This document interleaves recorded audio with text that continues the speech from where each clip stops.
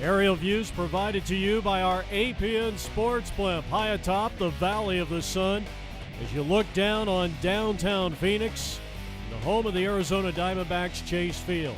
Our national pastime is coming up next. It's the MSBL World Series.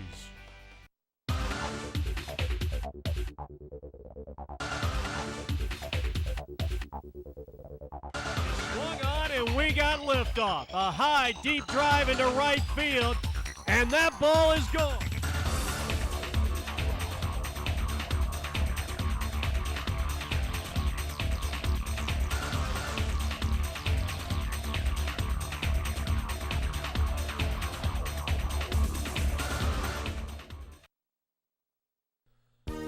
The 20th Annual Men's Senior Baseball League's World Series is on the air, and today the Comox Canadians take on RIT Music out of Michigan. And we're from the winter home of the Anaheim Angels Tempe Diablo Stadium, renovated last year, beautiful facilities. And we'd like to welcome you into baseball here on APN Sports. My name is Jeff Lauer. You see the Canadians warming up down the left field line, and some of the star players, Steve Cochran, 21, and number 29, Keith Dolman. And the infamous number 11, Lane Parker. He's very shy of the camera. And a couple of the other players, Dave Bennett. We'll see the power-hitting Glenn Davis, who parked 49 home runs a couple of years ago.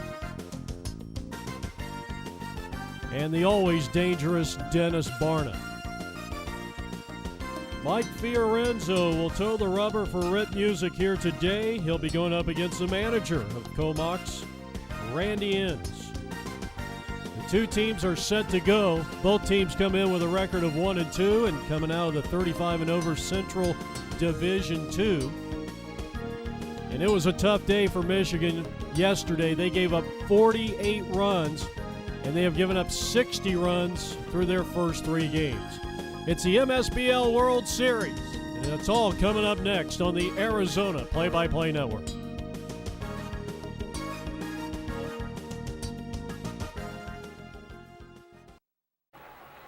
Final instructions being given to the Comox Canadians. They are led by, of course, Steve Walton. We'd like to thank Steve for setting things up with us, and we'll see Steve later on. He did not make the starting lineup here today. And RIT Music will be facing the right-hander Randy Inns, who is also, as I mentioned earlier, the manager of the Comox Canadians. Good right-handed pitcher, and the Canadians have just taken the field here at Tempe Diablo Stadium. Now, the left side of the field's going to be a bit on the dark side. They've got one of the main light standards is completely out, just behind the third base dugout. So everything on the left side of the field is going to be maybe a tad dark. So we're ready for the first pitch. And it's outside for a ball, and this game is underway. Doing the catching is Keith Dolman. Very rarely do you see a left-handed catcher, but you're going to see one here tonight. Now the pitch, and here is a bouncing ball that is hit to the second baseman, Glenn Davis. He's up and throwing on to first base, and that's out number 1.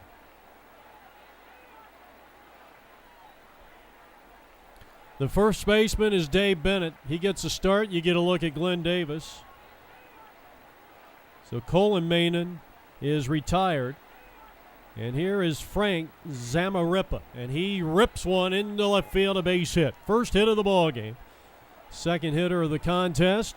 And so RIT Music out of the state of Michigan. And now the third place hitter and center fielder for RIT Music is Paul Militello. We'll be giving you some trivia questions throughout the contest. We're going to challenge your baseball knowledge as this game unfolds, and certainly a great night for baseball, maybe a little bit on the cool side. Game time temperature down around the, well, we were in the 70s today, but I would imagine down on the field you're probably looking at high 60s right now. Here's the pitch, and here's a ground ball to the shortstop. Took a bad hop, but he stays with it. And here's the throw to first, and he got his man. Outstanding job. Runner moves up into scoring position in Zamarripa, but a really nice job by the shortstop, Rod Weisner. And there's 2 down, and here's Kurt Postma. Postma, the cleanup hitter for RIT Music, and he takes inside a ball. Tough day yesterday for this team. Just as I mentioned this at the top of the broadcast. Both teams won in the opening game of the tournament, or opening day of the tournament. RIT Music beat the Ventura Dodgers 15-12. Here's a bomb hit out into deep left center field. It's going to roll to the warning track, and that is going to score the game's first run. An RBI double for Kurt Postma. And RIT Music out of Michigan leads it 1-0 with Chris Cook coming up, the third baseman. The Canadians beat the Aztecs 7-5. That was back on Monday. But then yesterday, on Tuesday, October, I think this was actually... Okay, that was Monday, and then Tuesday's scores. Boy, it was a tough day for RIT Music. They lose 23-3 to Utah and 25-13 to the Redwood Pioneers.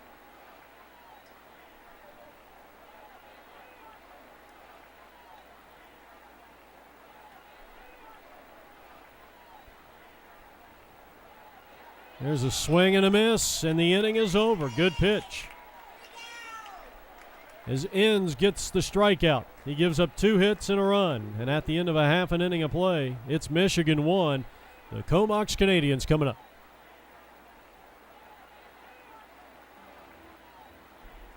Tempe Diablo Stadium. This is the home of the 2002 world champion Anaheim Angels. Mike Fiorenzo, the starting pitcher for RIT Music. He'll be facing Tate, Davis, and Dolman.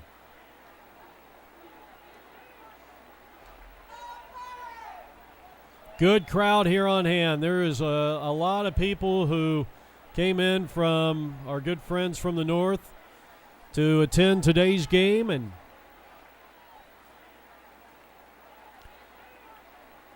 first pitch, high and tight on Byron Tate, the starting third baseman for the Canadians, and he takes a pitch that was about a foot off the outside corner for a strike, and then it is 1-1.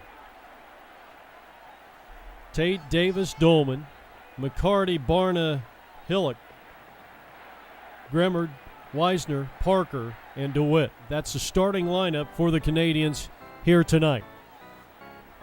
And you get a look at Glenn Davis on deck. Got to see that big, powerful swing in the pregame show. There's a curveball that is just inside, and the count is 2-1 on the leadoff hitter. Ready with the next pitch, and a swing and a chopper foul, evening the count on the leadoff hitter at 2 balls, 2 strikes. Next delivery is lifted in the air into left center field. The center fielder drifts back and makes the catch. That's Militello, and that's the first out of the bottom half of the first inning. So 1 up and 1 down for the Canadians, and now the batter is going to be second baseman Glenn Davis. He bunts one third base side, and it's going to roll foul. Picked up by the third baseman Chris Cook. Defensively, they got Pat Cook at first base, Kruger at second. The shortstop is Zamarripa. The third baseman is Chris Cook. Left, center, and right, it is Colin Mainen, Militello, and Kenny Foreman. Chuck Padron is the catcher, Zeke, and Mike Fiorenzo is the starting pitcher here today. Our game today is brought to you by the MSBL World Series. Here's a drive into deep right field. Kenny Foreman drifts back. Oh, hello, it is Christmas in November. Kenny Foreman with a spectacular catch out in right field, and there's 2 down in the inning. He just reached up. The ball just found that glove almost like there was a magnet. And so with 2 down, here's third place hitter Keith Dolman. First pitch swinging, and he fouls one into the dugout.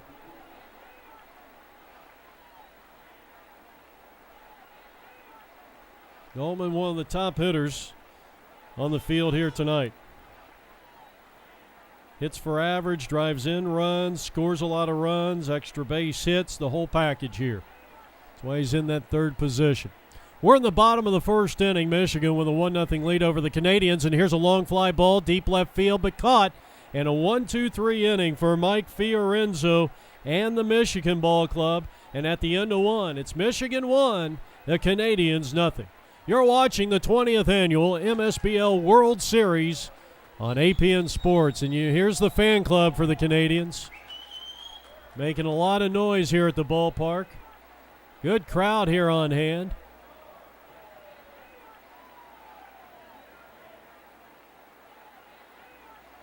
So we go to the top of the second inning. It will be 6, 7, and 8 for RIT Music. It will be Pat Cook, Art Kruger, and Mike Fiorenzo, the starting pitcher.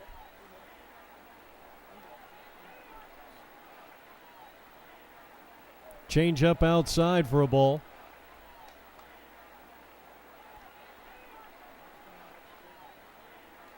Here's a swing and a foul at the plate. And a close-up look at our starting pitcher, Randy Inns. We're hoping to get 5 to 6 innings from him here today. Here's a pop-up. First baseman drifting over towards the dugout, and it falls safely foul. Dave Bennett with a nice effort. Set up for the fastball outside corner, and he hit his spot. Perfect pitch by Randy Inns. Caught looking on that one. Consecutive strikeouts from the Canadian right-hander, and now goes to work on Art Kruger, and he missed low and away ball one. Second strikeout of the contest. RIT Music had 2 base hits and 1 run, scoring on a Kurt Posma double to left center field. Here's a bouncing ball to the charging shortstop, who fields and throws him out at first base, and there's 2 down.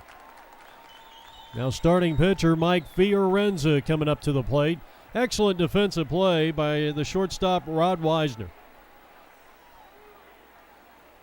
2 down in the inning, and then the first pitch paints the outside corner. Beautiful pitch by Randy Inns, and it's 0-1. Zeke Padron is on deck.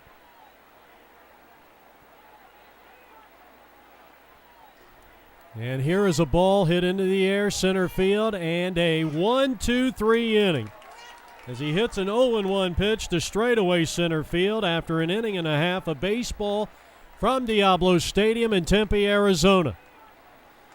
As you look at the pitching on Mike Fiorenzo, it's Michigan 1, the Canadians nothing.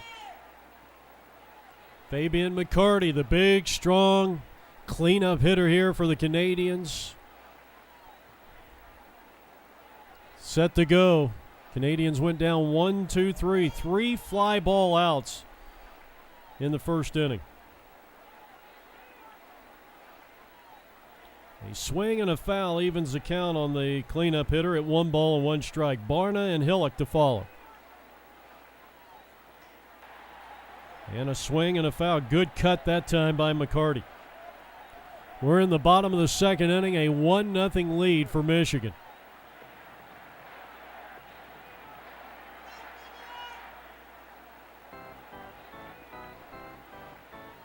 Left-hander waves the bat. Here's the right-hander's delivery, and he came up with a real slow changeup that missed outside. And now the count is even on the Canadians' leadoff hitter at 2 balls, 2 strikes, or cleanup hitter, and he fouls this one out of play. A very efficient inning for both pitchers. The bottom of the first for Mike Fiorenzo, and then Randy Inns after giving up 2 hits and a run. And that ball hit the batter, and he's going to take first. The first base runner of the ball game is Fabian McCarty, and now Dennis Barna. Umpire just making sure that there is no extracurricular activity going on. We're in the bottom half of the second inning and a 1-0 Michigan lead.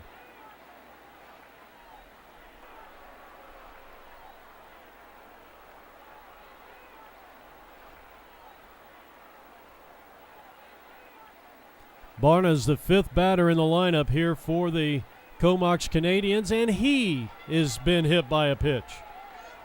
So as good as Fiorenzo was in that first inning, getting the Canadians down 1-2-3, he has hit the first two batters to start the second. And here's Colin Hillick.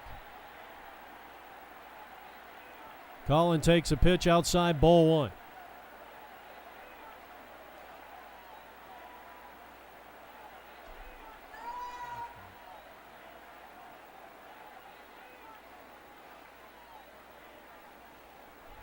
First and second, no out. The 1-0 pitch. 2 balls and no strikes, and now all of a sudden, Mr. Fiorenzo is having major control problems. Chopper to the left side. The third baseman, he will try to go to the bag. He didn't have the ball. And all hands are safe. That's going to be a tough ruling. I think you got to rule that one an infield hit. And one of the umpires called him out. I don't know why he did that. The third baseman never had the ball, and Chris Cook. Umpires want to discuss this. Of course, that's one of the disadvantages of having just 2 umpires. Oh, you got to be kidding me. That is a horrible call. He never had the ball. And, folks, that may very well be the worst call you will ever see from an umpire. That might be the worst in MSBL World Series history. Well, that's going to go as a fielder's choice.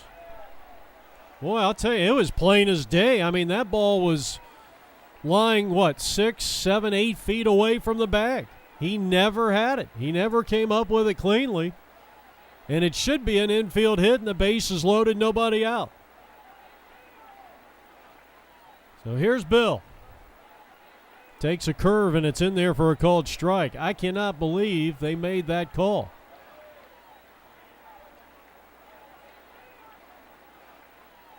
That's outside. Good eye by Gremmard, starting center fielder. 2-1 and 1 out. And that ball is going to get away from the catcher. It went right over the hitter's head. And now they're on second and third. I don't know what has happened to Mike Fiorenzo. He looked really solid in that first inning, and he has just come completely unraveled here in the second inning. He's hit 2 batters and almost hit Bill on that last pitch. It's a situation, you hit 4 guys in a ball game and you're out. Pitch. And here's a ball hit up the middle. Knocked down by the second baseman. He throws low to first. It gets away from the first baseman, and 2 runs should score on this one. And just like that, the Canadians lead it 2-0. Or check that, 2-1. Throwing error on the second baseman allows 2 runs to come across.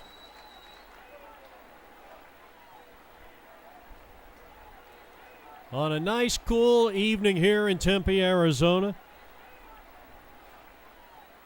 So Grimmer down the second base, and here's the shortstop, Rod Weisner.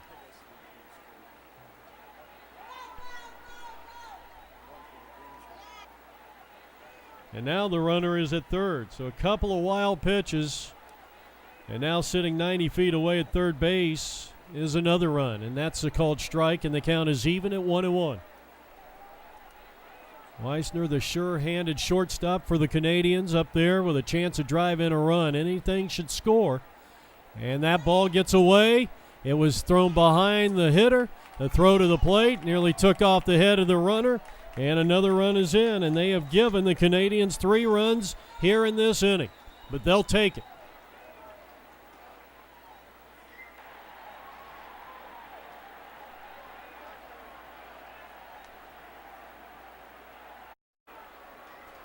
Swung on and a roller up the first base line. And the play will be made there, 3-1. So Weisner is retired. That is the second out of the inning. And now our first look at Lane Parker. Now, I stand corrected. I said both teams come in with a record of 1-2. Actually, both teams are 1-3 coming in. yesterday's action. The RIT Music team lost 12-3. As Lane Parker heads down the first, and now a warning to the starting pitcher. He hits somebody else, and he's out of the ball game. Comox, and a good one against the Redwood Pioneers, but they lost 6-4. So both teams are 1-3, so I stand corrected. I apologize for that mistake at the top of the broadcast. But this Michigan team has given up 72 runs, and primarily a lot of those in the last 3 games. Here's a bouncing ball by DeWitt to first base, and the inning is over. But 3 runs come across, and we go to the top of the 3rd inning. First pitch swinging, and here's a roller up the first base line, and Zeke is retired by big 45 Dave Bennett, 1 down. That's going to bring up one of the fan favorites here, Kenny Foreman. He played for the Long Island Mets over the past couple of years, who did not make it out this year. And so I've known Kenny for a few years, and a colorful player, and you saw that great catch he made out there in right field. Kenny Foreman bats with 1 out. We are in the top half of the 3rd inning. Ends with a kind of a quick release there and left that one a little shy of the plate. I don't know if he called that first pitch a strike or not. This one's fouled back to the screen. It's either 1-2 or 2-1. Here's a look at Randy. It kind of reminds you of a Doug Drabeck. Swung on, line drive, left center field, and that's a base hit. Kenny Foreman can play the game. He doesn't have the wheels like he used to. He kind of hobbles around a little bit. He's always seems like he's banged up, but he doesn't have like that perfect textbook batting stance, but he's the kind of guy, he just hurts you. He'll get a bloop single. He may hit one hard. He just finds a way to get on base and make plays in the field. So we go back to the top of the lineup, and here is Aaron.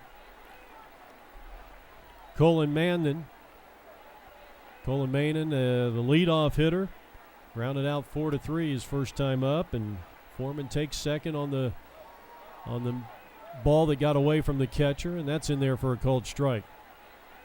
So everybody is batted now for Michigan as we see the leadoff hitter, the right-handed hitter, bat with a runner at second and 1 out, and a perfectly thrown pitch that time by Randy Enns.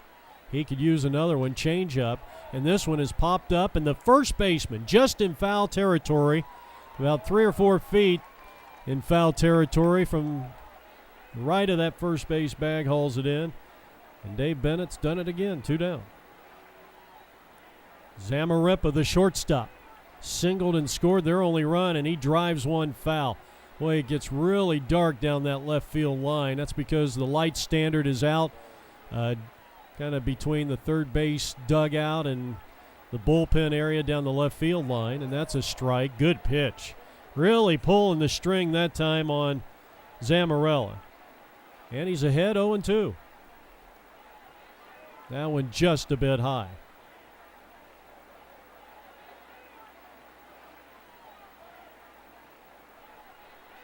Change up, ground ball down the third base line. It is foul. Byron Tate was all over that one. So another 0-2 pitch coming up to Zamarripa. Yep, that's his name, Zamarippa, Zamarripa. We're in the top of the 3rd. Michigan drew first blood in the top of the 1st inning with an RBI double by their cleanup hitter, Kurt Postma. But then a 3-run bottom half of the 3rd inning as that pitch is swung on and fouled at the plate, and Zamarripa stays alive. Another 0-2 pitch, and that one a curveball just off the outside corner.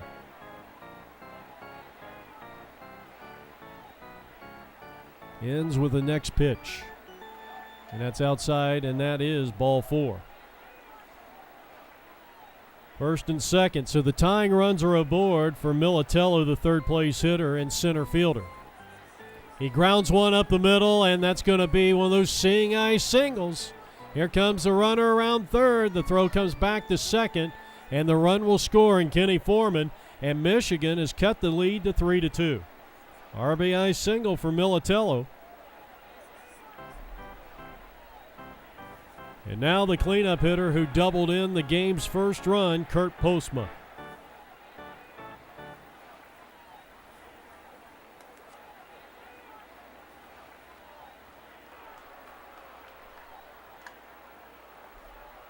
The first pitch to him. In there. Boy, I tell you, that looked good. Ball one. I still can't get over those guys messing up that call in the second inning. The third baseman. And it takes me back a few years. Of course, probably before, a little bit before everybody's time and even before my time. I was like 4 years old when it happened. But that 1970 World Series, Cincinnati and Baltimore, and there was a play at the plate, and I believe it was Bernie Carbo, who was with Cincinnati at the time. There was a big swing and a miss, big cut by Kurt Postma. And there was a play at the plate, and I think it was early in the series, and it almost set the tone. And the Baltimore catcher was a guy named Andy Etchenbarren. And Etchenbarren made the tag. I don't know if it was Carbo or Concepcion. I don't remember now. As this ball is laced into left field, that's a base hit. Here comes a tying run home. Here comes a throw to the plate. It's not going to be in time. And this game is tied on a Kurt Postma single to left field, his second RBI hit in a row. And we're tied at 3 here in the top of the third. That's going to bring up Chris Cook, the third baseman. Runner goes. Let's see, they got the runner. They do. Well, if they get him out, this is a monumental mistake. Did they apply the tag? They say he is out, and the inning is over. Caught stealing. Could not have come in an more inopportune time for this RIT Music team, and they will have to settle for the 2 runs and tie the score. And at the end of 2.5, Michigan 3, the Canadians 3. You're watching the 20th annual MSBL World Series on APN Sports. Here's a ball hit to the right side, and he's going to beat it out. He's going to beat it out. Good hustle. So Steve Cochran beats the wrap.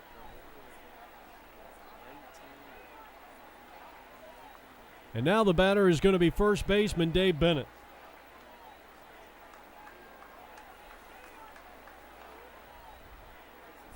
First pitch to Bennett is low and away. Runner stays put at first base. But finishing up that story about, and I think it was Bernie Carbo scoring, and Etchenbarren had the ball in his right hand, but applied the tag with his catcher's mitt. Umpire called him out. The Reds went on to lose that game and lose in 5, I believe, in that series. Here's our shot right back up the middle and in the center field. That's a hit. The first 2 have reached on base hits.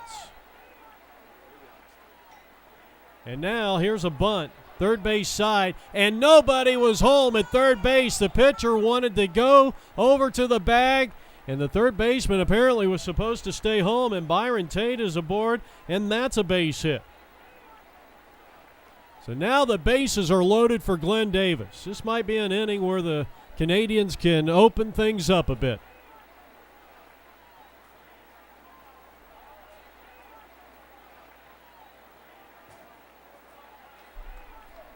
We are in the bottom half of the third inning. The Canadians and the Michigans.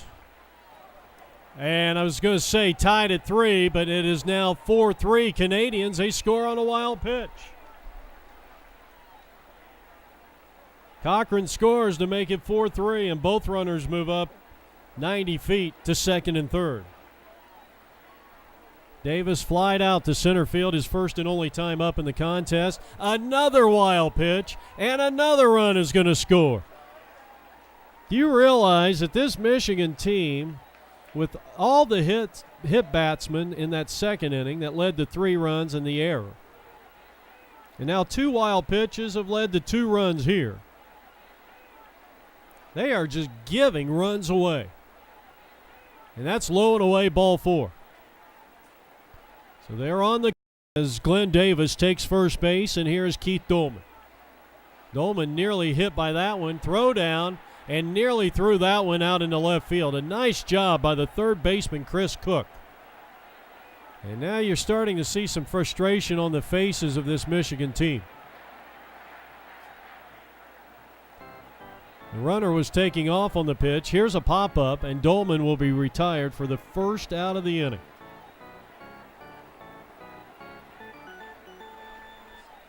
So Keith Dolman returns to the dugout, and now Fabian McCarty. This is why he makes the big money.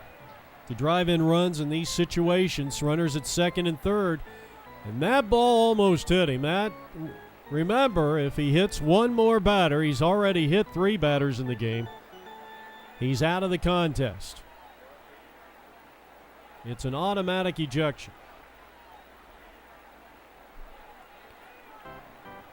Here's the pitch, and it's outside. 2 balls, no strikes, with Barna on deck. Fastball apparently caught the inside corner, and it's 2-1. 2 runs are in. It is a 5-3 Canadians lead. Here's a swing and a foul. And now the count, 2 balls, 2 strikes. Fiorenza against McCarty. The pitch. Swing and a miss. He struck him out swinging. That is the first strikeout of the contest for Mr. Mike Fiorenzo. There are 2 down in the inning, and now Dennis Barna. Barna was hit by a pitch in the second inning and scored, and he grounds one fair down the left field line. 2 runs are going to score, and it's 7-3 as Dennis Barna comes through with a big hit. He stands at first base, a 2-run single for Dennis Barna, extending the Canadians' lead to 4. And now McCarty will come out as a courtesy runner.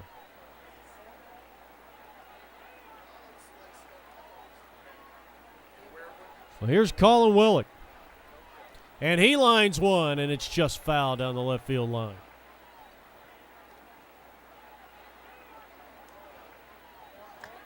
Runner takes off for second. The throw down. Bounced up there, got away momentarily from the second baseman, Pat Cook, and Dennis Barna has a stolen base. And here's a shot right at the shortstop. He bobbles it, throws weakly to first. He bounced it over there, and they may have a shot. The runner at second. Here's a 3-hop throw down there, and safe. And safe. And another run is in. It is a 5-run third for the Canadians. That'll be an error on the shortstop. Willick moves down the second time for William. Bill reached on an error and scored back in the second inning. It is now 8-3 in favor of the Canadians. Boy, it has been a tough evening for Michigan. And really, they should probably be up about 3-1, 3-2. Here's a ground ball kicked by the shortstop. That'll be an infield hit. That ball was hit extremely hard. And I doubt that the shortstop would have came up. He would have really had to be in perfect balance. And now here's a ball hit down to the first baseman off the bat of Weissner, and he'll take it to the bag himself, and the inning is over. And at the end of 3, it's the Canadians 8, and it's RIT Music out of Michigan 3. 8-3 is our score as we go to the top of the 4th inning. And Chris Cook will lead things off. He'll be followed by Brother Pat and Art Kruger.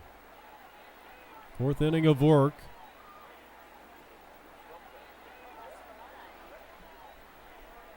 For Randy Inns, he has given up 3 runs on 4 hits. All the runs are earned. He has struck out 2, and he has walked 1. As he goes to work here in the top of the 4th inning, and here's a swing and a fly ball fouling out of play.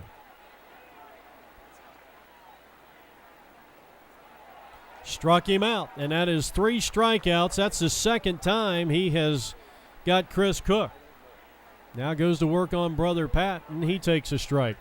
All right, our first trivia question, our much awaited, much anticipated trivia questions, as this ball's lined down the left field line, and it's a fair ball base hit.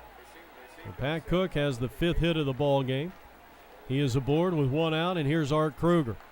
4 players in Major League Baseball history have had 300 career home runs or more whose first name is Willie. 4 players in baseball history whose first name is Willie, who has hit 300 career home runs or more. Can you name them? We'll give you the answer probably in the top of the 5th or the bottom of the 4th. Here's a double play ball. Can the Canadians turn it? They do. Oh, pulled the first baseman off the bag. That'll go for a fielder's choice, 6-4, 2 down in the inning, and here's the starting pitcher, Mike Fiorenzo.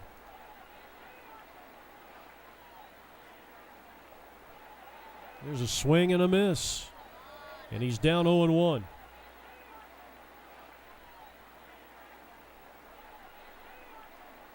Hens has given up 5 hits. He has struck out 3.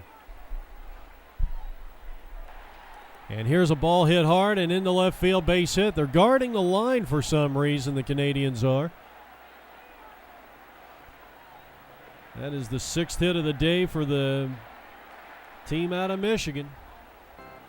1st and 2nd. And here is Zeke Padron. Swing and a miss. Good breaking ball. That one biting down and away from the right-handed hitter. And that might have been a slider.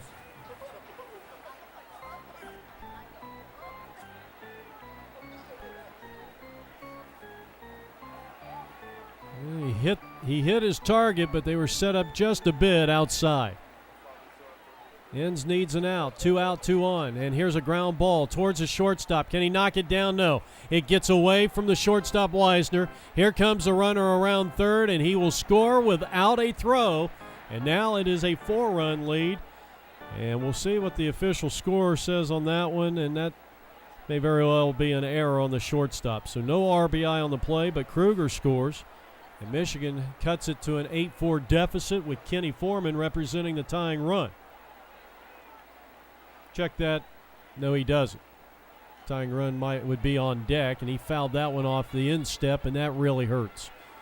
Kenny will shake that one off, or at least attempt to.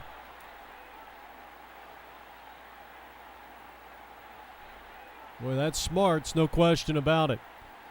So he digs back in. He's a gamer, as I mentioned earlier, and the next pitch is high and away. Our trivia question again.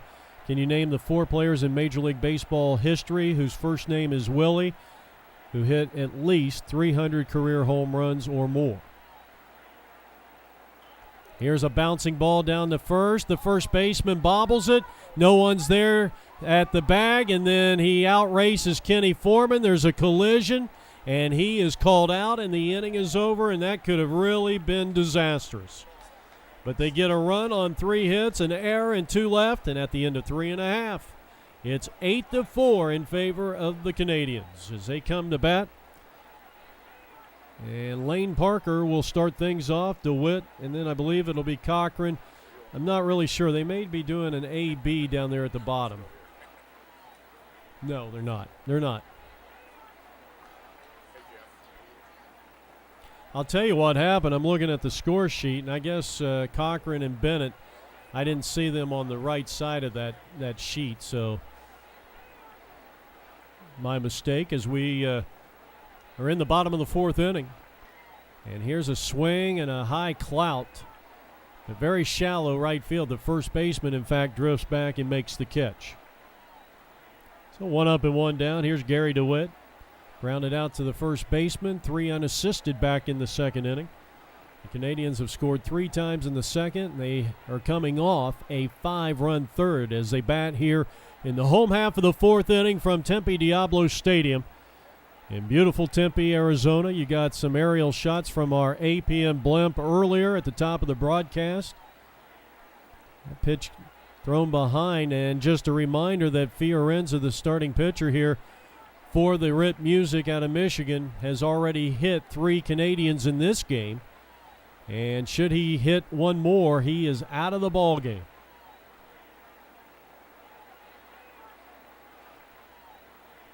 Swing and a miss. Like he might have been sitting on a fastball. That looked like he just pulled the string on a changeup there, and Now ready with the next offering. And a swing and a miss, and down he goes, and that is strikeout number 2.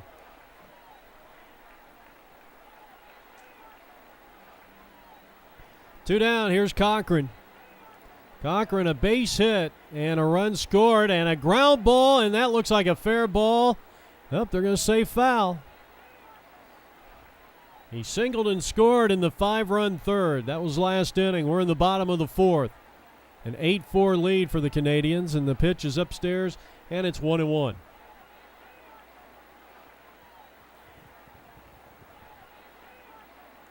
Right-hander kicks and he fires, and the pitch is high. 2 balls and 1 strike on Cochran. With first baseman Dave Bennett on deck, I'm Jeff Lowry. Glad you could join us. Welcome to Arizona's leader in amateur sports coverage, APN Sports. Here's a chopper, third base side, and Merry Christmas. The throw to first is in time, and the inning is over. We got 4 in the book. The Canadians lead 8-4 on APN Sports.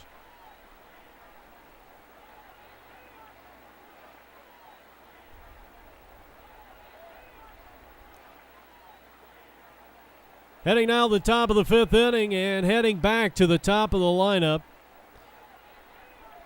And Aaron Colin-Manin. Colin-Manin, the starting left fielder for the Michigan Ball Club. RIT music. I'm not sure what RIT stands for. Come in here with a record of 1-3. We mentioned on Wednesday, or Tuesday's action. Of course, the round robin play started back on Monday, but for RIT music, Tuesday was disastrous. They gave up a combined total in those 2 games of 48 runs. Here's a roller back up the middle. The shortstop flares it behind the bag. He throws to first, and in time, yes, sir, he got it. Holy cow, what a play at shortstop, Rod Weisner. You can hang a star on that one. No question about it. And here it is again. Showing a lot of range and a good, strong throw. So 1 up and 1 down, and here is Frank Zamarripa. Zamarripa has singled and scored. He has walked and scored. That's a good thing that Randy Enns has done a nice job on the leadoff hitter, getting him out all 3 times as this ball is hit to the third base side of the mound, and a nice job defensively by Randy Enns. 2 down. And here's Militello, who had an RBI single in the 3rd. Well, we gave you a little time to think about that trivia question. The 4 players whose first name is Willie, who had at least 300 career home runs. I think the first one I'm going to give you is quite obvious. Willie Mays. His teammate Willie McCovey. Willie Stargell, who had 479, McCovey 521, Mays 660. And the one I forgot, and I should not have forgotten this because my grandmother knew him as a child down in the hills in Tennessee or Kentucky, or I can't remember, West Virginia. I can't remember where they lived when they were young, but Willie Horton of the Detroit Tigers. He was a feared right-handed power hitter in the 60s and throughout the decade of the 70s. In fact, I think he had some pretty good home run totals throughout the 70s and played in that 1968 World Series for the Detroit Tigers. That was the team that possessed Mickey Lolish, who won 3 in that series. And here's a bouncing ball to the shortstop and the last 30-game winner in Denny McLain. That's not going to get the job done there, and the runner is going to stay put. So give him an infield hit. Militello is safe at first base. He is aboard with 2 out. And here is Kurt Postma, who they have not had an answer for so far. He has doubled in a run. That was in the 1st. And he singled in a run back in the 3rd inning. We're in the top of the 5th inning. 2 out, a runner at first. And Postma takes the first pitch outside corner, a called strike. This is the 5th inning of work for Randy Enns.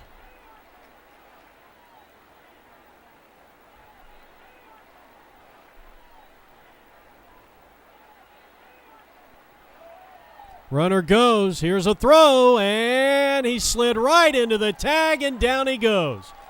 And so is the inning. Halfway through this evening affair in the Valley of the Sun. It's 8-4 Canadians, and you're watching the 20th annual MSBL World Series on APN Sports. The batter is the first baseman, Dave Bennett. It'll be Bennett, Tate, and Davis. That's the scheduled first three to face Fiorenzo, who hasn't really pitched all that bad. It has been outside of the hit batsman. If you take a couple of those away and the 4 or 5 wild pitches, it's not been a bad afternoon for him, or a bad evening for him. Swung on, line drive, past the diving third baseman. It goes down the left field line, and Bennett has his second straight hit. So a leadoff single gets things going. And now the batter is leadoff hitter Byron Tate. Tate is 1 for 2. He is 1 for 2. He is singled and scored. That was in, I believe, that was in the third inning. And here's a ball hit the third. Barehanded throw, no chance. And Tate is 2 for 3. Now the batter is Glenn Davis. He has walked and scored. He has flied to right. The Canadians scored 3 in the second, 5 in the third, and they have first and second, nobody out here in the bottom half of the 5th inning. Almost like he wanted to offer at that, or maybe even bunt at that one. And he takes way outside a ball, and this one is low for a ball. 3-0. With Keith Dolman, the third place hitter, on deck.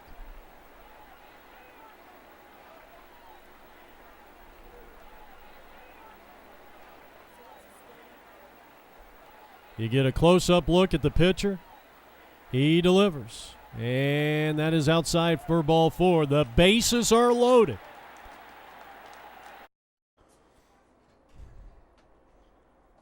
First pitch, high and inside, ball 1 to Keith Dolman.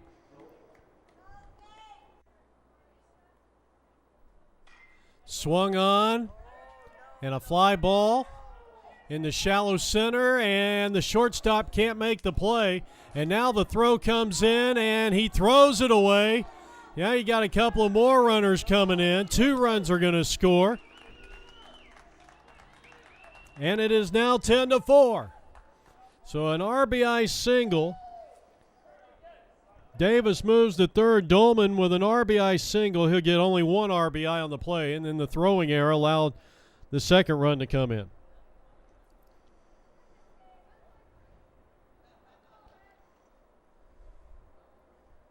Mike Fiorenzo, by the way, has moved to shortstop. McCarty up there. Here's a pop-up. And the third baseman is there, and he's got it. And believe it or not, that's the first out of the inning.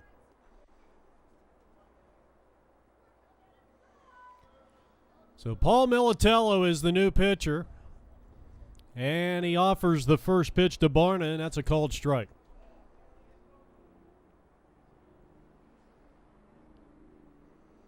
We are in the bottom of the 5th inning. 2 runs have scored. Here's a swing and a long drive way back, deep left field. It's got a chance. It is out of here, but it's way foul. I'll let you ground ball. Base hit left field. Here comes 1 run. It is a 3-run 5th inning.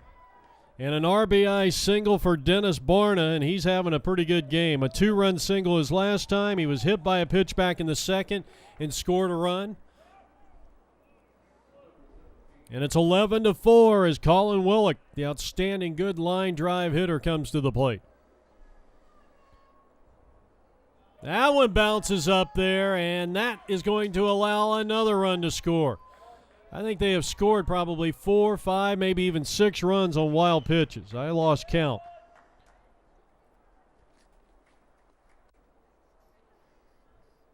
Barna to second, and the pitch to Willick. Colin has reached on a fielder's choice and an error. He has a run scored to his credit.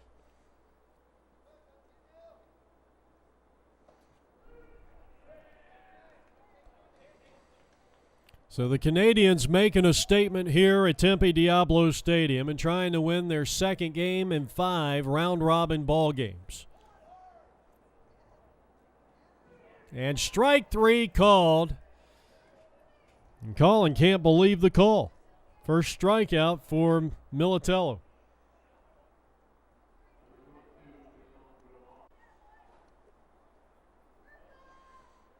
So there's 2 down in the inning. And here's Bill. Takes a first pitch, a called strike. He has reached on an error. He is singled, and he lifts one in the air into straightaway center field, and the catch is made. The inning is over, but 4 more runs come across. And I got 12-4 at the end of 5. As we go to the top of the 6th inning, and you're watching the 20th annual MSBL World Series. Here's a ground ball foul. First pitch swinging is Kurt Postma. There's the light standards. That is,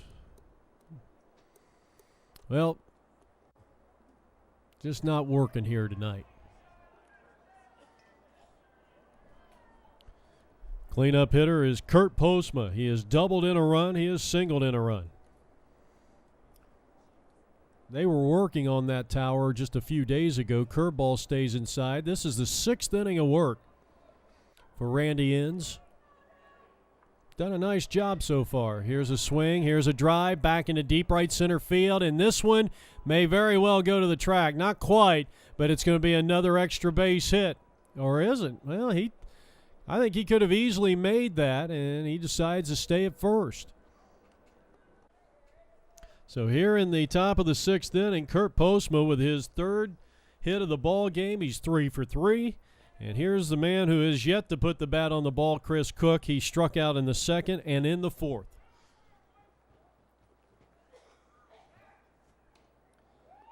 All right, time now for another one of our award-winning, much-anticipated trivia questions. There has been 6 players in Major League Baseball history, and all of them since 1970, as the runner was going on the pitch and it was fouled off at the plate by Chris Cook, the 5th place hitter for RIT Music. Retreating back to first is Postma. 6 players have hit 300 home runs and stolen 300 bases or more in their career. Can you name those 6 players? And that ball just got the shirt of the hitter, Chris Cook. In fact, it didn't hit Cook. It got the shirt as there was a little baggy there. And nonetheless, you got runners at first and second. And the batter is going to be Pat Cook. And they said he went around, and Cook looking back at the umpire, and he says, no way. But he's down 0-1. Michigan trails 12-4. We're in the top of the 6th inning.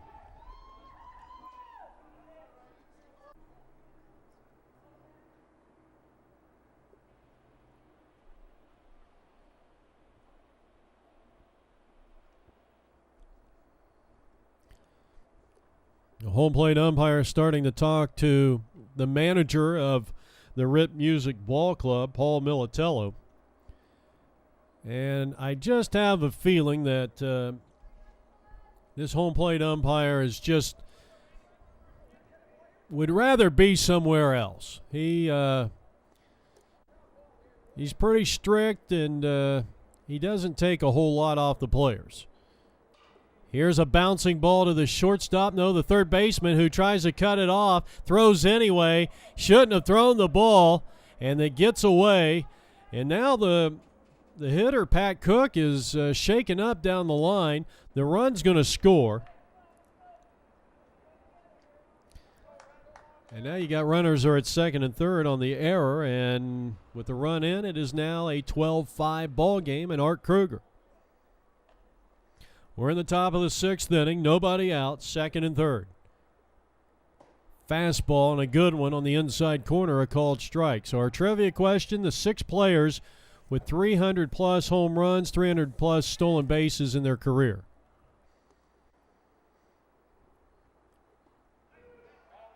Pitch inside corner, and another beauty. 0-2 on Kruger with the shortstop Fiorenzo on deck. Bouncing ball over the middle. That's going to find center field. One will score. Here comes a throw in. Actually, the center fielder's going to run it in. Another run will score, and it is now 12-6. They're starting to kind of pick away at that lead, and coming out is starting pitcher Randy Ennis. Did a nice job, but I think he might have kind of ran out of gas there. And now the new pitcher is going to be the flame-throwing right-hander Steve Walton. Of course, today's game brought to you by the Comox Harvest Marine Company. And a special thanks goes out to Comox for supporting Canadian baseball. So Walton's first pitch is swung on and missed. Going up against a tough competitor in Mike Fiorenzo, maybe one of their top 2 or 3 players on there for the Michigan Ball Club. He is 1 for 2. He had a single his last time up. They have had 9 base hits on 6 runs, and it looked like a slider that really overpowered Fiorenzo. Choking up on the bat, and he pops it up. It's lifted in the air out towards the shortstop. He drifts out in the shallow left field. He makes the catch. That is the first out of the inning. So Walton did exactly what he is supposed to do in this situation, come in and get an out. Now Zeke. He's first pitch hacking, and he lifts a fly ball to left. Let's see if the runner tags from third. He will. And now he puts on the brakes and stays right there. So Fiorenzo and Padron unable to score the runner from third base. Still first and third, now 2 out for Kenny Foreman. Well, if Walton can get this out here, how monumental would that be?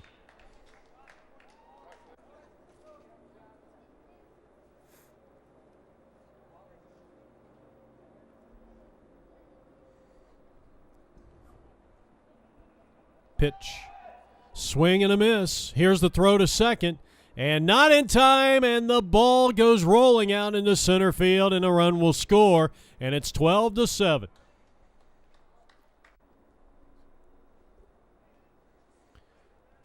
Runner at second base, in with a stolen base.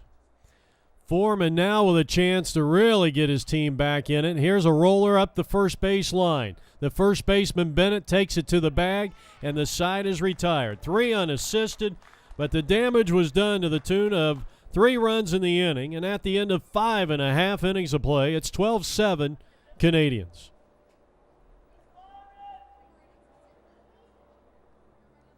Heading now to the bottom half of the 6th inning, Jeff Lowry with you on the APM Baseball Network. Shortstop Rod Weisner, who quite possibly had the play of the game in this contest on that ground ball that he flagged over the bag and threw Aaron Cullen-Mainen out at first base, and he bats looking for his first hit of the ball game. He's grounded out the first twice, and he goes over the shortstop's head on a soft line drive. It's going to find the gap. Let's see if Weisner tries for 2. Here comes a throw, and it's going to be way late. In fact, it's cut off, and Rod Weisner starts the bottom half of the 6th inning with a 2-base hit. So he is in scoring position, a 12-7 lead for Comox Harvest Marine Canadians.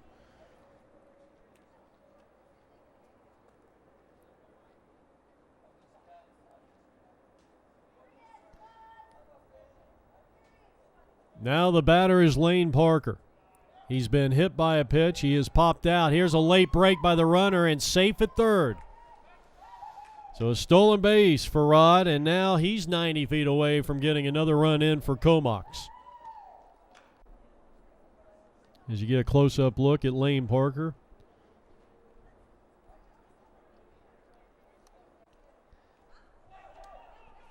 And another ball that gets away from the catcher. At least a half a dozen runs have come on wild pitches. Not to say that the Canadians would not have scored most of those runs anyway.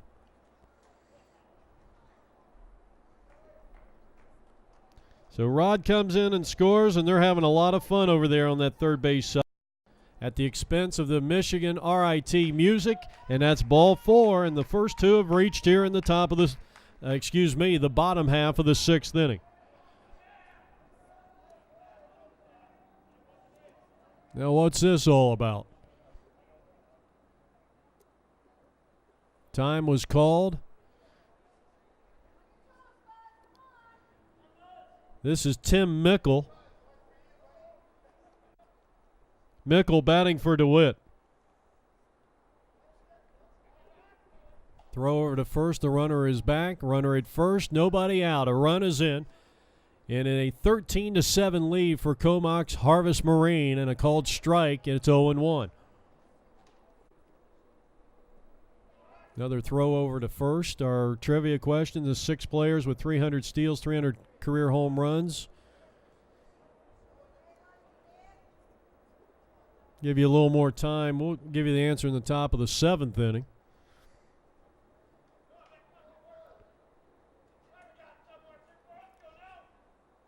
Check of the runner, the pitch to the plate, and here's a swing and a long belt into deep left field, but it's foul. Not quite home run distance as it lands on the grassy knoll down the left field line. And now here's a shot into right center field. That one's going to get down between the lines, and that's a base hit. And coming on to second base with a pinch double is Tim Mickle, and they're on second and third. So a good piece of hitting. Well, it just shows you the versatility of Tim Mickle. He can hit to all fields, 13-7. And now the batter is going to be Tony Super. And Kenny Foreman is going to be the new pitcher. A break in the action from Diablo Stadium. It's 13-7 Comox.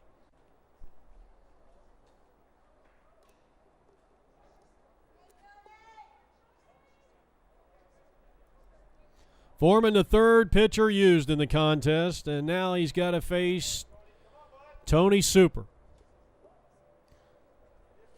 That pitch is outside for a ball.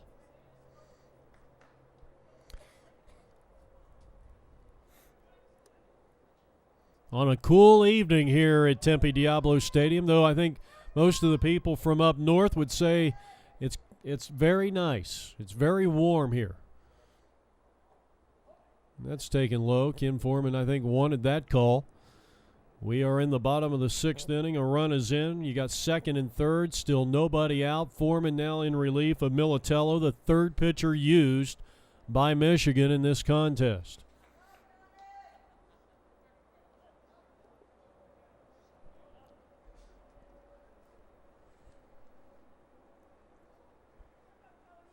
He checks the runner, he pitches, and it's inside for a ball. Foreman a pitch away from walking Tony Super. And kind of on the, almost looked like it was in on the hands possibly. Full count. Foreman to the plate. And it's popped up on the infield, the third baseman, and he will take charge, he will make the catch.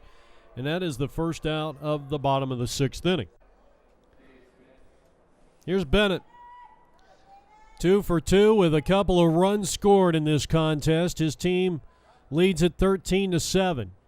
And he bounces one to the right side, the big convenient hop for the second baseman. He throws him out at first. Another run will score, however, and it's now 14-7.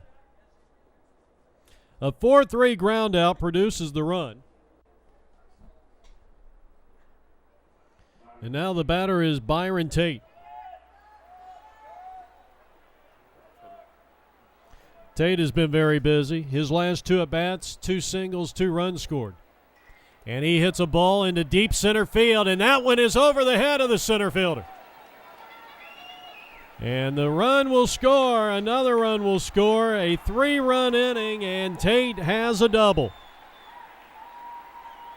as they come to their feet here at Tempe Diablo Stadium. It's 15-7 in favor of the Comox Harvest Marine Canadians. And they're not done yet. Here's Glenn Davis. Ball gets away from the catcher. That has got to be about the 8th wild pitch of the contest. And I'm not keeping track of that statistic.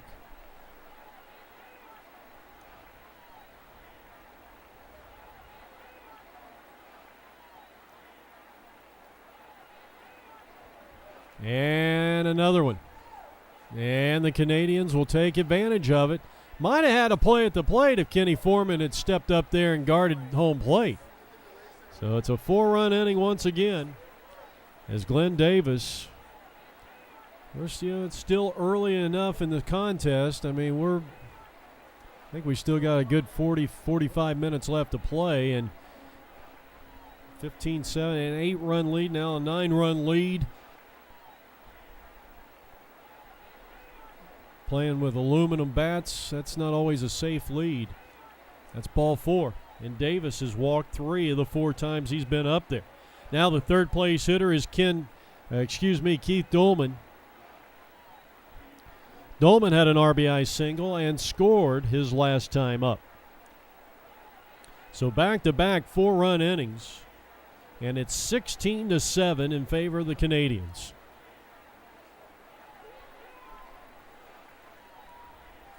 Throw over to first, runner is back. George Kell in 1950 had 56 doubles that year. He was the last player to produce 55 or more doubles in a season until 1999 when Craig Biggio had 56. And since then, 4 others have done it, including Todd Helton, Carlos Delgado, Garrett Anderson, and Nomar Garciaparra. And at the end of 6, it is a 16-7 lead for the Comox Canadians. We go back to the top of the Michigan lineup. And this is Aaron Colin-Manon. That's Scandinavian, I would imagine. Zamarripa, who I have absolutely no idea the origin of that name. And then Militello, which might be Italian. What do you think? We're in the top of the 7th inning.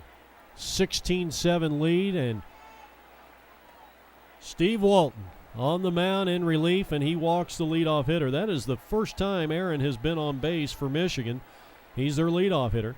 And here's Zamarripa. You get a close-up look at Steve, who is a video guy like myself. We were talking before the game. Here's a chopper. The third baseman fields. He throws to second, throws wildly. It goes out in the right field. The right fielder backing up, and the runner had to stay put. An error will be charged to the third baseman. A 9-run lead, but the first 2 have reached, and here's Militello, who is 2 for 3 for Michigan. Michigan batting here in the top of the 7th, trailing by 9. First pitch strike to Militello. He is 2 for 3 overall with an RBI. And the thing, you say, well, that 9-run lead looks safe, but then you got a guy who's 3 for 3 on deck, who's hit the ball hard a couple of times, Kurt Postma on deck, and then they score 3 or 4 runs. All of a sudden, you're up 5 or 6. It's a different complexion. Good pitch by Walton, boy. And I would bet that he would try to throw that pitch again if he's going to get that call. Looks like they might set up on the outside corner, that left-handed catcher. Here's the pitch. Boy, he almost hit the same exact spot. Walton wanted the call. A long, nasty look into the umpire. Now, Walton's intimidating out there. There's no question about it. Hard-throwing right-hander, and here's a swing and a pop-up, and that's out of play. Foul ball. Michigan drew first blood in the contest, a run in the top of the first, 2 in the second, or check that, 2 in the third, 1 in the fourth, and 3 in the top of the 6th inning, and that's how they got their 7 runs. The Canadians scored 3 in the second, 5 in the third, 4 in both the fifth and sixth innings, and a tremendous stop by the catcher Keith Dolman.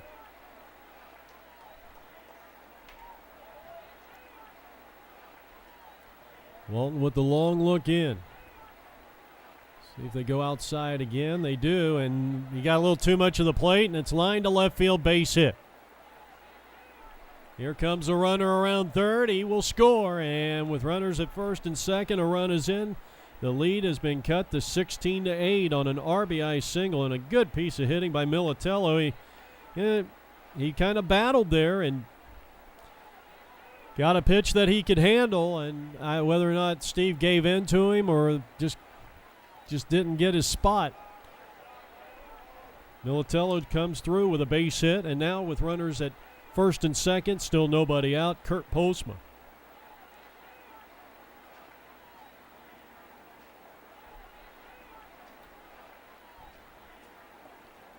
Upstairs for a ball. I have learned after doing 150, 200, however many I've done over the years. Actually, it's probably closer to 300 MSBL World Series games. The one thing I have learned, if you don't have a 10-run lead and you still got like 3 or 4 innings left to go, your night isn't over. Here's a ball hit to the shortstop. They'll go second one. The throw to first. And the throw is a little wide at first base. So he is safe, and another run will score. So 2 runs have come in. No RBI. It's a throwing error on the shortstop. Fielder's choice. And it is now a 16-9 ball game. And here's Chris Cook. He was hit by a pitch. He came around to score. That was in the 6th inning. Walton's first offering. Swing and a miss. And he's ahead, no balls and a strike. Cook struck out his first 2 times up as you get a close-up look at Steve. Pitch, a wave and a miss, another breaking ball. And now he can throw just about anything he wants here. He's got him set up after 2 breaking balls, and now comes back with a fastball right down the middle, about knee-high, a perfectly positioned pitch that time by Steve Walton, and down he goes, and that is out number 2. 3rd time that Cook has struck out tonight. And here is his brother, Pat. Pat is 1 for 3. He has singled. He has reached on an error and scored. And he's first pitch swinging. He rolls one to third. The third baseman's up. He throws to first, and the inning is over.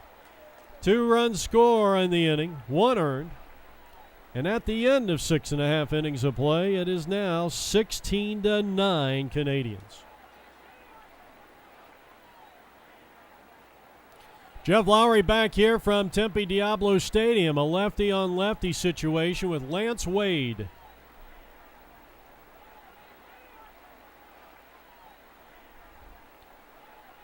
Time now becomes an issue for this Michigan team because we are kind of winding down here. I'm not sure the exact time, the start time that we had here at Diablo Stadium, but I would imagine we've got somewhere around 20, maybe 25 minutes at the most.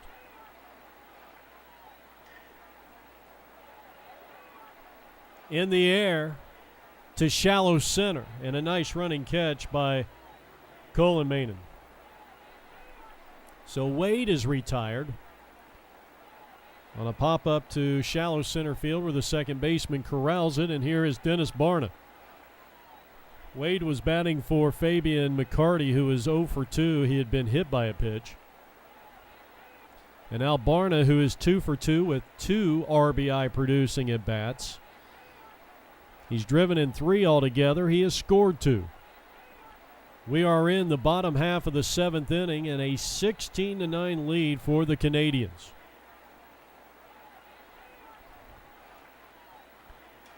And here's a broken bat. Looper in the shallow center field, and that's a base hit. Now you say, Jeff, why did you say that was a broken bat? Well, if it was a wooden bat, it would have been shattered. But, of course, I know they're playing with an aluminum bat. And sometimes I'll say things like that just to see if you guys are listening. So a 1-out single, and now we're going to get another pinch hitter, and this is Ferguson, Brian Ferguson.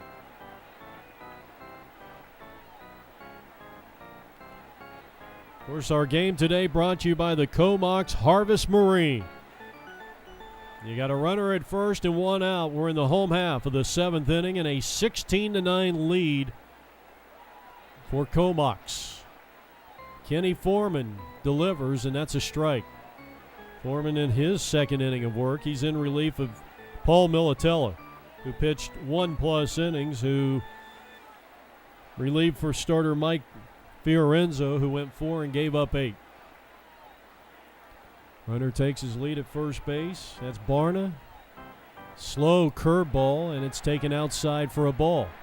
The 6 players with 300 or more home runs and 300 or more stolen bases in their career is, of course, Barry and Bobby Bonds, Willie Mays, Andre Dawson, and the 2 most recent inductees, former Arizona Diamondback center fielder Steve Finley and another former Diamondback in Reggie Sanders. That was a tough question.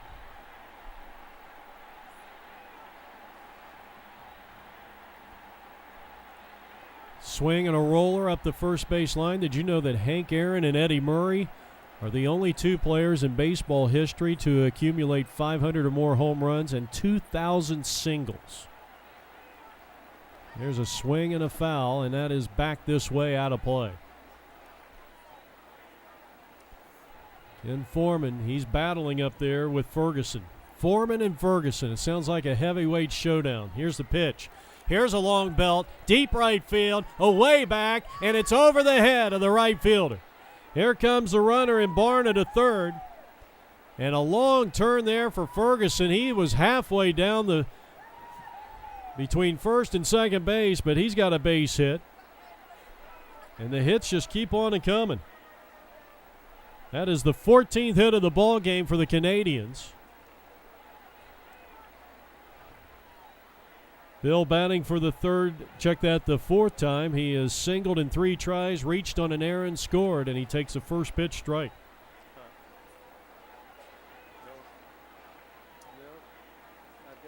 Beautiful night here at Tempe Diablo Stadium. We're in the bottom half of the 7th inning. The Comox Harvest Marines leading it as Kenny keeps that runner close at first base. They lead it 16-9. But they got 2 on and 1 out. And that one stays up high. Runner takes off. He'll steal second easily. And I think we're going to give him a stolen base. Sometimes they have that defensive indifference rule, which, I don't know why they came up with that at this stage of baseball history. It wasn't really fair to the guys today.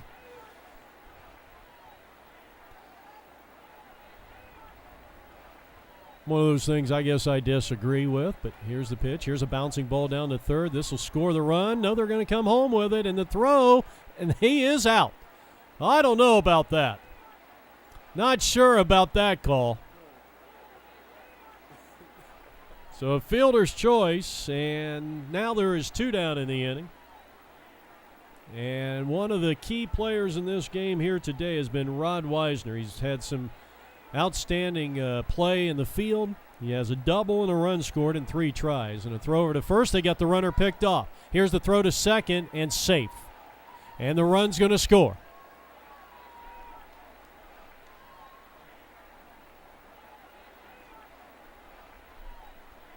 Shaken up on the play down there at second. He's all right. Weisner back to work.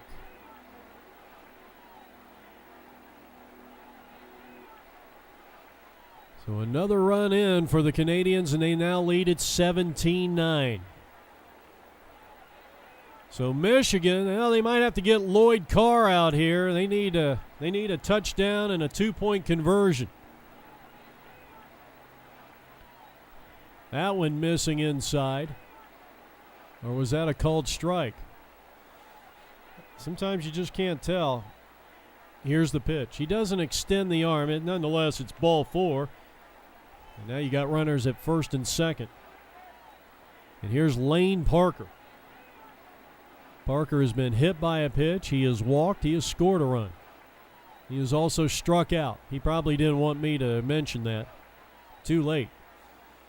And now with runners at first and second, runners go. A little hit and run. That one knocked down by the second baseman off his glove into right field. Another run will score. And Lane Parker has come up with a big run, another insurance run, extending the lead to 18-9. RBI single for Lane Parker. Runners are still at first and second. And the second time up for Tim Mickle. Mickle doubled and scored a nice hit to right center field his last time up.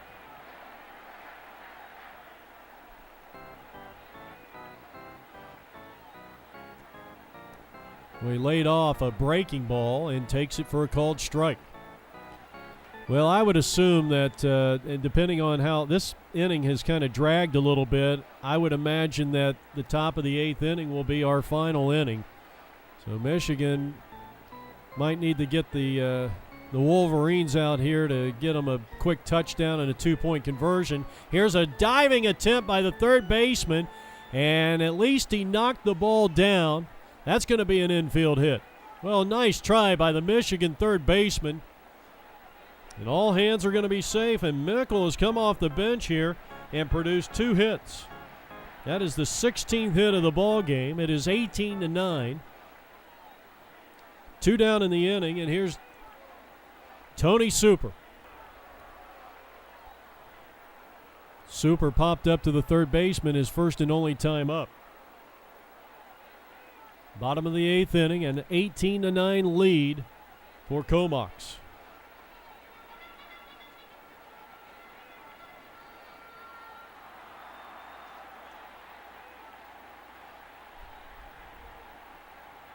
A called strike for the left-hander Ken Foreman, who started the ball game in right field. Here's the delivery, and it's in there for another called strike. Just dropped it in there. Tony Super looking at a couple of pitches. This is a situation, if you can wait on that breaking ball and hit it up the middle or opposite field, you might get some good aluminum on the ball. Let's see if he comes back with a fastball. He grounds one to the left side, and the shortstop can't make the play, and it's 19-9. That is an infield hit for Super. I don't think he would have gotten an out. Good jump down there by Mickle. So another big inning here.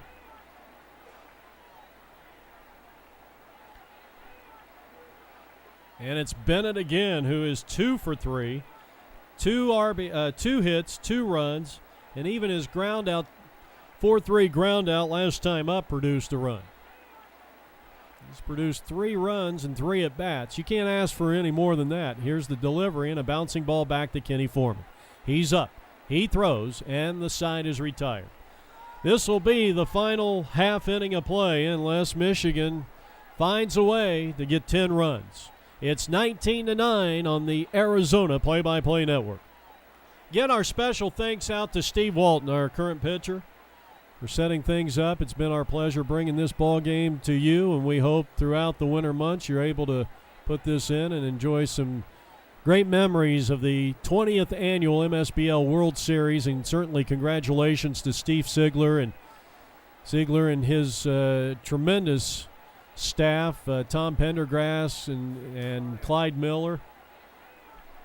Walton's next delivery swung on and fouled at the plate. This is Pat Cook, I believe. And he chops one over the pitcher's mound. The shortstop coming in, off-balance throw. Yes, indeed. He got it. A fabulous play out there for the first out of the inning. Nice job by Byron Tate. He's been solid at shortstop all night long. Now the batter is Art Kruger. And Kruger takes a strike. Actually, that was Kruger. This is Mike Fiorenzo.